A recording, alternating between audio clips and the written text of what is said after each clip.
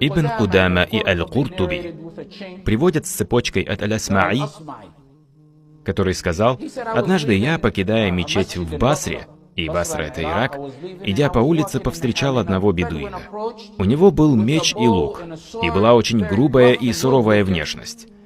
И он спросил меня: к какому племени ты принадлежишь?» И Аль-Асмаи ответил: «Я из племени Аль-Асмаи». Бедуин переспросил: «Ты тот, которого называют Асмаи? Тот известный и большой ученый Аль-Асмаи?» Асмаи ответил: «Да». Он поприветствовал его миром, они присели. Бедуин спросил его: «Откуда ты? С какой местности? Расскажи мне поподробнее». Аль-Асмаи хотел ему сделать призыв и сказал ему: «Я из местности, где читают слова Аллаха». Бедуин удивленно спросил: «А разве есть слова Аллаха, которые читаются людскими языками?» Асмаи ответил: «Да». Бедуин сказал: «Прочти же мне их». Он начал читать ему суру Ад-Дарият, пока не дошел до 22-го аята. «На небе находится ваш удел и то, что вам обещано». Бедуин прокричал: «Достаточно». Асмаи сказал ему: «Это и есть слова Аллаха». Бедуин переспросил: «Это и есть слова Аллаха?» Асмаи ответил: «Да, это и есть слова Аллаха, которые он послал своему пророку Мухаммаду, саллаллаху алейхи вассалям». Бедуин был поражен. Он встал, заколол своего верблюда, очистил мясо и попросил Асмаи помочь ему раздать это мясо беднякам в городе в качестве милостыни. Затем он сломал свой меч и лук, выбросил их и пошел по пустыне, повторяя вновь и вновь: «На небе находится ваш удел и то, что вам обещано». Асмаи говорит: «Я начал винить себя. Почему я не так силен в своей вере, как этот мужчина? Он уверовал в этот аят всем сердцем». Бедуин, буквально услышав этот аят, и они хорошо знали арабский язык, он закрепил его в своем сердце. Раньше он беспокоился о том, как добыть себе пропитание. Он буквально сам себе сказал: «Зачем мне переживать и убиваться за то, что мне и так гарантировано с высоты 7 небес?» Ему принесло утешение и спокойствие знание того, что удел не спосылается с небес.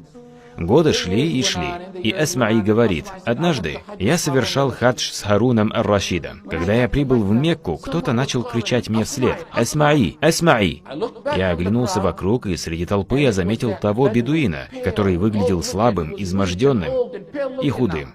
Он сказал мне: „Присядь, присядь, прочти мне что-нибудь еще из Корана». И он вновь начал читать ему суру Ад-Дарият, пока не дошел до аята: «На небе находится ваш удел и то, что вам обещано».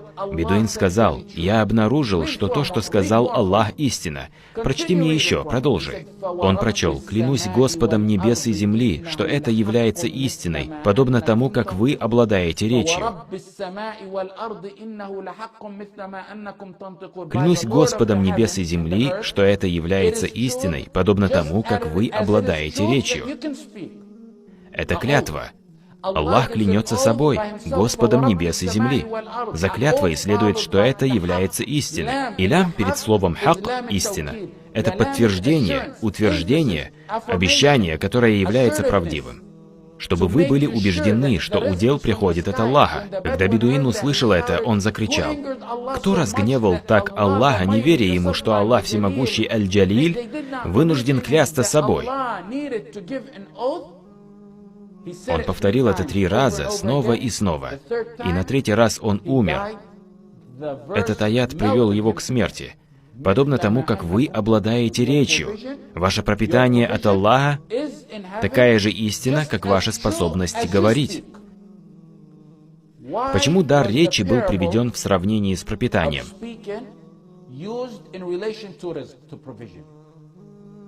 Аллах указывает на 2 причины. Аллах говорит: «Будьте уверены, что ваш удел придет к вам с небес, так же, как вы уверены в том, что вы обладаете даром речи».